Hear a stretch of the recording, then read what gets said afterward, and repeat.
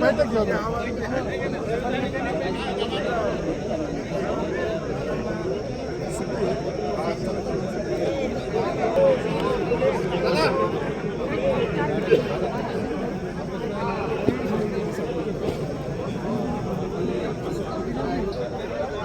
व्यवस्थित उभा नाही, कोणकडे काय चाललं काही कळणार नाही, काय विजल घेणार.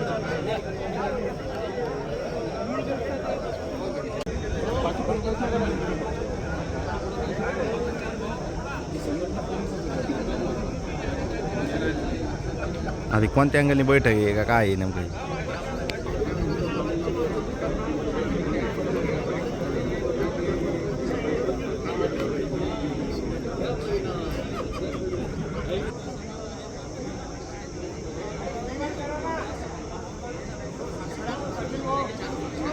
काय तुमच्या मागण्या आहेत? आरक्षणाचा जो मुद्दा आज सध्या गाजतोय उपवर्गीकरणाच्या माध्यमानं, तर हा सरकारने जाणीवपूर्वक खेळलेला एक कुटील डाव आहे. यासाठी आजची बैठक बोलवलेली होती. याच्या अगोदरही 2 बैठका शहरामध्ये संपन्न झालेल्या आहेत. सर्वपक्षीय संघटना, कार्यकर्ते, त्यात पक्ष, आणखी वेगवेगळ्या समूहामध्ये, कर्मचाऱ्यामध्ये ज्या संघटना आहेत त्या सर्व ठिकाणच्या कार्यकर्त्यांना एकत्रित करून यावरती विचारविनिमय आम्ही केलेला आहे. आणि विचारविनिमय केल्याच्या नंतर शेवटी आमच्या वतीनं असं ठरवण्यात येते की आम्ही दिनांक 27 तारखेला या महिन्याच्या एप्रिलला एक प्रचंड असा मोर्चा या शहरामध्ये जे काही न्यायमूर्ती बदर आहेत त्यांनी जो काही अहवाल सादर केला आणि त्या अहवालातून बौद्ध समाजाला टार्गेट केलेलं आहे, असं भासवलं जातं आहे की सुरुवातीपासून बौद्ध समाजाने आरक्षणाचे फायदे उचलले आणि बाकीच्या जाती त्याच्यापासून वंचित ठेवल्या आणि मग आम्हाला टार्गेट करून शेवटच्या घटकेला ड मध्ये टाकण्याचा प्रयत्न आज या सरकारचा दिसतोय. परंतु सरकारला स्वतः घेता येत नाही म्हणून त्यांनी जातीमध्ये भांडणं लावून मातंग समाजाच्या काही लोकांना हाताशी धरून या पद्धतीचा डाव खेळण्याचं काम चाललेलं आहे. भाजप सरकार असेल किंवा फडणवीसांचं सरकार असेल, ही डिवाइड अँड रूल पॉलिसीची सतत या ठिकाणी अंमलबजावणी करते. तोडो फोडो आणि राज करो अशा पद्धतीची त्यांची प्रवृत्ती असल्यामुळं मताचं ध्रुवीकरण जातीच्या माध्यमाने करायचं आणि मग आपलं राजकारण कसं करता येईल हा त्याच्या मागचा शुद्ध हेतू असून आम्ही तो कधीही तडीत जाऊ देणार नाही. त्यासाठी आम्ही त्यांच्या विरोधात हा मोर्चा काढत आहोत. बदर समितीचा आमचा जो आक्षेप आहे की बदर समितीच्या वतीनं जो काही अहवाल दाखल केला तो 1 सदस्यीय समितीचा अहवाल आहे. अशा पद्धतीचा एकच माणूस एकतर्फी जो काही अहवाल दाखल करतो त्यालाच मुळात आमचा विरोध आहे. दुसरं असं की त्यांनी अहवाल सादर काय केला हे जर माहित नाही तर आक्षेप कशाबद्दल घेणार. तर काही माहित असेल तर त्याच्यावरती आक्षेप घेईल ना.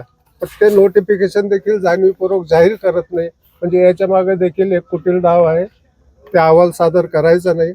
मुळात असं की 2011ला झालेली जी काही जनगणना आहे तिला गृहीत धरून आज हे सारे काही डेटा वगैरे ते सांगतात, पण असा कुठलाही डेटा उपलब्ध शासनाकडे नाही.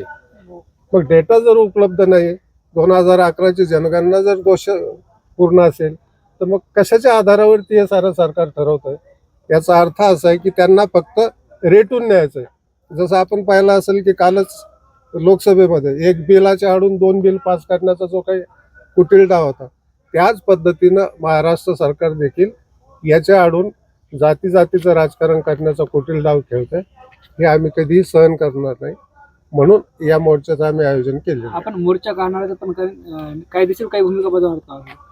कायदेशीर म्हणजे न्यायालयाची दार आम्ही अगोदर सर्व स्तरावरती याचं काम चालू आहे. परंतु जनप्रक्षोभक म्हणून रस्त्यावरची लढाई म्हणून आम्ही या पद्धतीने मोर्चाला सामोरे जात आहोत. न्यायालयीन प्रक्रियेमध्ये काय करायचं त्याचं काम न्यायालयीन पातळीवरती आमची ठराविक एक टीम या संबंधात ऑलरेडी कामाला लागलेली आहे. बरं, जे ह्या 13% मध्ये ज्या आहेत, त्यांनीच तशी भूमिका घेतली की आम्हाला वेगळं पाहिजे, हे का झालं असावं? नाही, त्यांना पाहिजेच नाहीये. काही लोकांना हाताशी धरून सरकार हे करतं काय. मातंग समाजांनी आता तुम्हाला सांगतो की नांदेडला, नाशिकला सरळ सरळ या गोष्टीला विरोध केलेला आहे. म्हणजे एक मोजक्या लोकांना हाताशी धरायचं आणि ती सर्व समाजाची मागणी आहे असं जे भासवलं जातं तसं नाही आहे. वेगळं चित्र आहे. आमच्या मोर्चामध्ये देखील सर्वच लोक येणार आहेत. मातंग समाजाचे येणार आहेत, चर्मकार समाजाचे येणार आहेत, वाल्मिकी समाजाचे येणार आहेत, भोलार समाजाचे येणार आहेत. आणि आम्ही जास्तीत जास्त लोकांपर्यंत जाऊन 59 जे जातीचा हा जो समूह आहे त्यातले जितके लोक आम्हाला प्राप्त होतील त्या सर्वांना आम्ही या मोर्चामध्ये सहभागी करू. प्रत्येक जिल्ह्यात हा मोर्चा होईल की फक्त संभाजीनगरमध्ये? प्रत्येक स्वरूपामध्ये हे चळवळीचं केंद्र आहे. सुरुवातीला आम्ही या ठिकाणी मोर्चा करतोय. गरज पडली तर याचं आंदोलन पूर्ण महाराष्ट्रामध्ये आम्ही सुरू करणार. तुमचं नाव काय आणि माझं नाव दिनकर ओंकार. या सर्व पक्ष संघटनेचा मी एक समन्वयक कार्यकर्ता म्हणून काम करतो. थँक्यू.